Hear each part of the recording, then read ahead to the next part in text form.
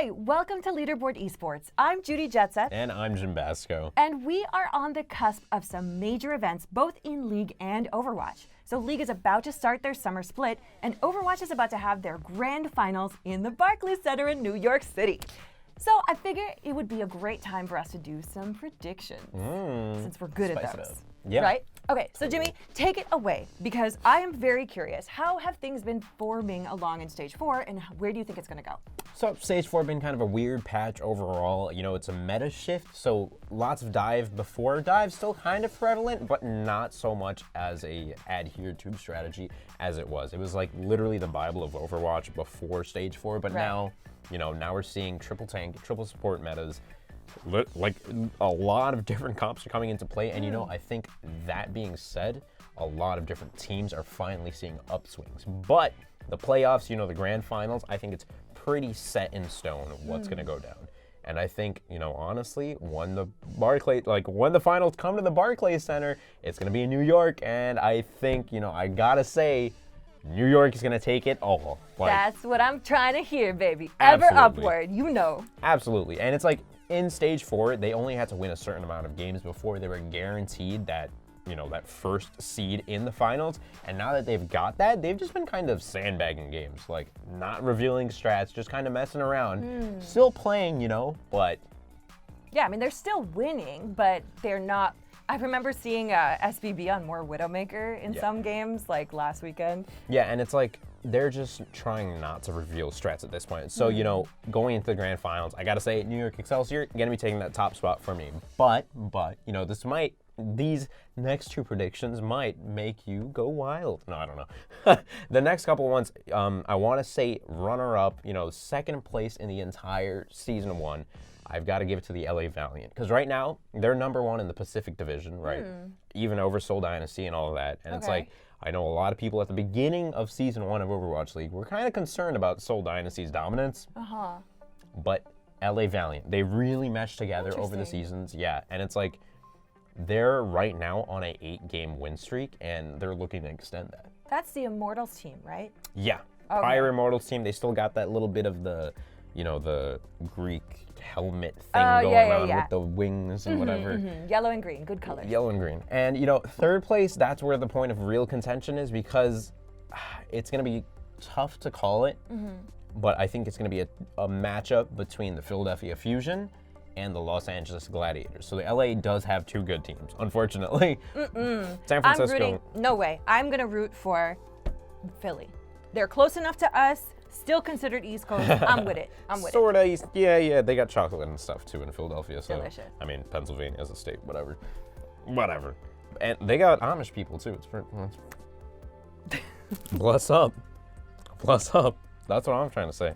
No, I mean, I'm serious. What happened? Yeah.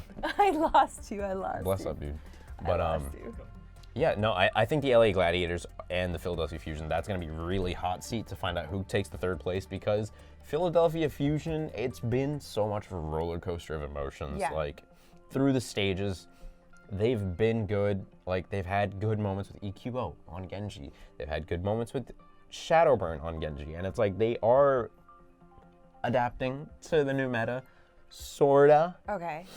But I think just by raw mechanical skill, they will be able to make their way through. They've got Fraggy, they've got that aggressive tank that you need in this meta, and I think the Los Angeles Gladiators, man, I don't know, it's gonna be so close, like, between those two teams, because they're both on an upswing right now, and it's like, they didn't start the seasons off, like, super strong. They weren't ever number one, but they were always contending, and this third place spot is gonna be a debate between these two teams. Interesting. I feel like Philly Fusion has had more growing pains, right? Like, I feel like Gladiators picked it up before the meta change, maybe, right? Yeah, like sort of, like the Gladiators themselves as a unit really started getting more cohesive as Surefour, their main DPS, really started getting more confident once again, because there was a point in time where he just wasn't finding the shots, and now that he is more confident, they can rely on each other more consistently. It's just working through and through. And it's like, I got to give a shout out to the Dallas Fuel, because with their new coach in hand, Arrow, he's doing a fantastic job. Dallas Fuel on an upswing. They're not going to be in playoff contentions. They're not going to be hard hitters, but, you know, upswing definitely. And I think with that upswing in mind, Philadelphia Fusion, LA Gladiators going to be vying for that 3rd place spot for sure. But you gotta pick one. Give me your top 3. You said NYXL, LA Valiant. Pick one. I'll go Fusion just so there's not 2 LA teams up there. I don't care about the Shock either. Like, they're good. They can pop off, but that's not going to happen. Yeah, meh at best. Baby Bay, you can do better. We got you. Yeah, but tell me about League. What's going on? I know it's a hot topic right now.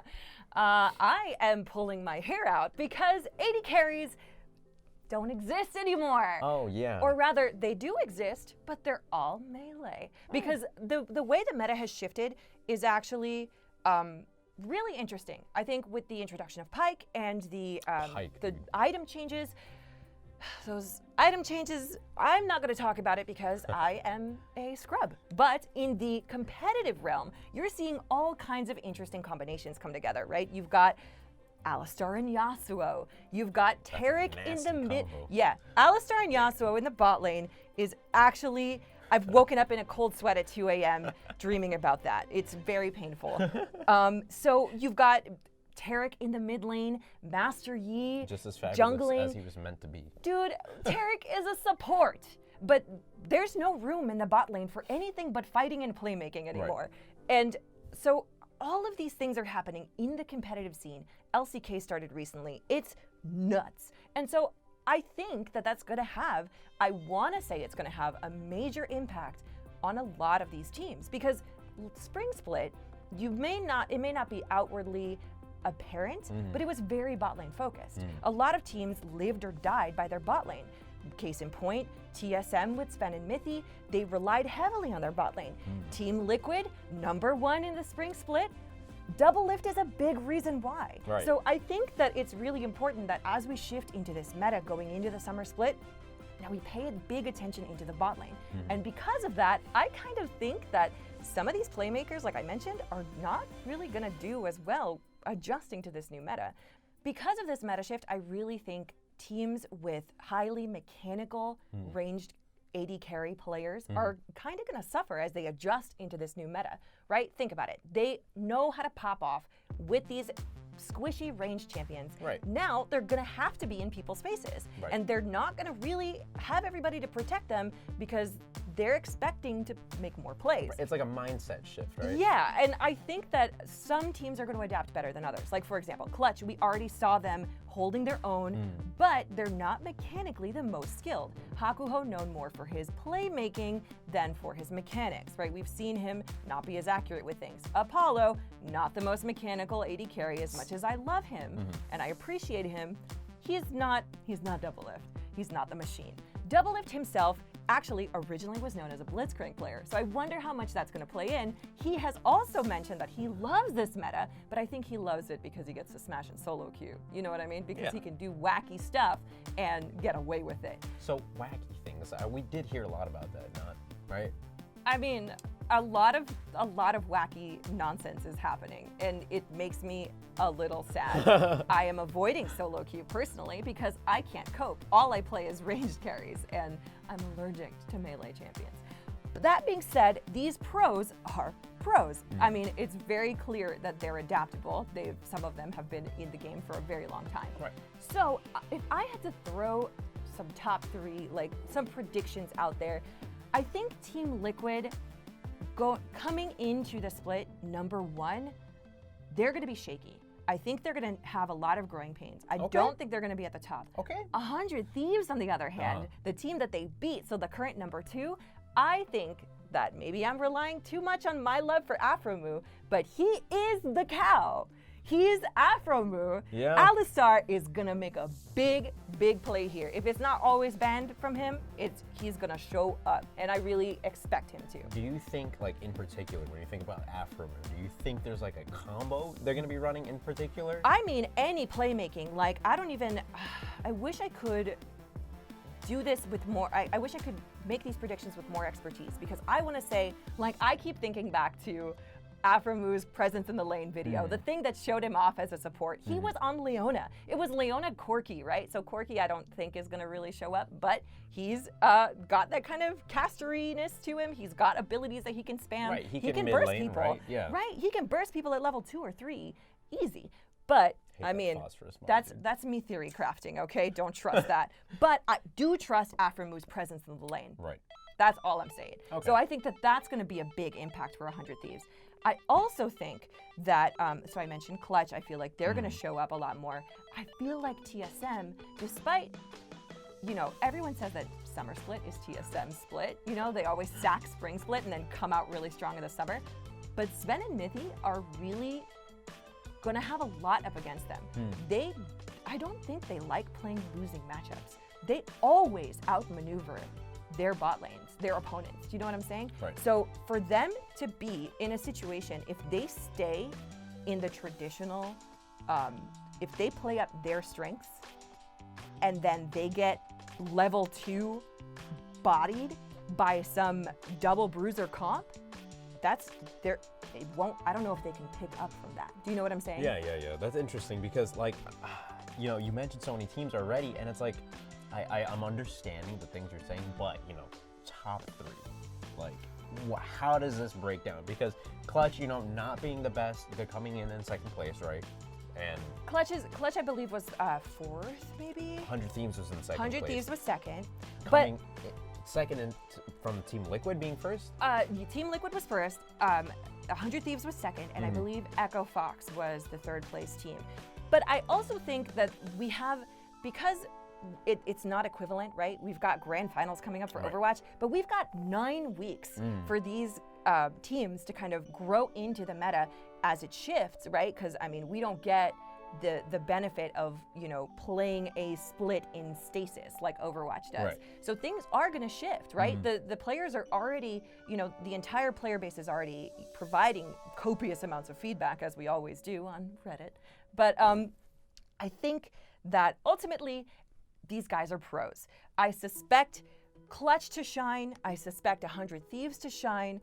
I suspect TL and TSM people, both teams that should show up in Summer Split, they're gonna have to, I guess, overcome some obstacles. Okay. We'll say. So, once again, you know, 3, 2, and 1. Let me get it. Just for the Come record, so we on. can flame you about this in 9 weeks. How We'll dare make you? sure. How dare you? All right. I'm gonna go with 100 Thieves, number 1. Okay. Because that's what I did last split. All right. I Sounds good. believe in the Moo. Number 2. I'm gonna keep my eyes peeled for Afro. You know, I've been hearing his name for like 9 years at this point, so time to check out what's really happening. Look, he's iconic. All right. All right. Number 2. Number 2. Sips. We're gonna have to. Does anyone have a Snickers? We're gonna go with Optic. No, just kidding. Just kidding. Hello? Just kidding. Houston Outlaws are not doing well either, so Optic, you gotta get your stuff together as an organization. Come on. You know what? You can do it. You know what? Who is CLG's support again? Biofrost, right? Thank you, Zane. I think CLG has a shot, you know, because I think Biofrost, if he can really show up as a tactician, Yeah. he can actually compensate, as he has been, for Stixxay's lack of mechanical ability. So I think they Heard it have here a shot first. here. They have a shot. And I'm Is it a actually really second excited place for shot? that. Is it I'm gonna put them at number 3. Okay. So we got number 1 and number 3. Just gotta get number 2. Number 2. It's a close shot for me between Team Liquid and I can't deny TSM's Summer Split luck, man. So what is it about the summer? Is it I feel they like just blossom into this beautiful creature? I really do think so. I honestly think that TSM, they make these drastic changes in the spring split Right. and then experience a lot of growing pains. Similar to what you were talking about, you know, in the beginning of Overwatch League, a lot of these teams didn't really grow into themselves Right. for a couple of stages. It takes some time to get settled and really Yeah, work and things out. there were some pretty drastic, I would say there were some pretty drastic changes, you know, with Double Lift leaving, Sven and Mithy being their own unit and then somehow simultaneously synergizing with the rest of the team, Mike Young being a new, you know, jungler and stuff like that. I think they had a lot to grow into in the spring split and it showed.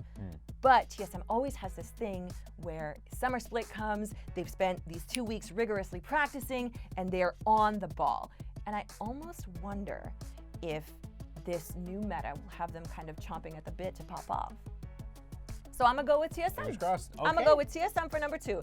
100 Thieves number 1 because they have my heart. TSM number 2 because they have the summer split luck. And CLG number 3 because I believe in Biofrost. That's it. That's it. Let us know what you think about the Overwatch Grand Finals. They're going to be coming up soon, so let me know in the comments below who you want to win, and let us know what you think about the next couple of weeks of League of Legends and your thoughts on the current patch, because I know it's kind of polarizing. It's so a I'm doozy. hearing. Yeah, but that does it for us tonight, guys. My name is Jim Basco. And I'm Judy Jetsa. On Leaderboard Esports. Leave a like and subscribe if you haven't already, and hit that bell icon to become part of our notification squad today to find out when we upload our videos, usually a few times a week. So you're gonna want to keep your eyes peeled if you love content about Overwatch, League of Legends, or esports in general, because we do Fortnite stuff too. So you're gonna want to watch. We'll catch you guys next time. Have a good night.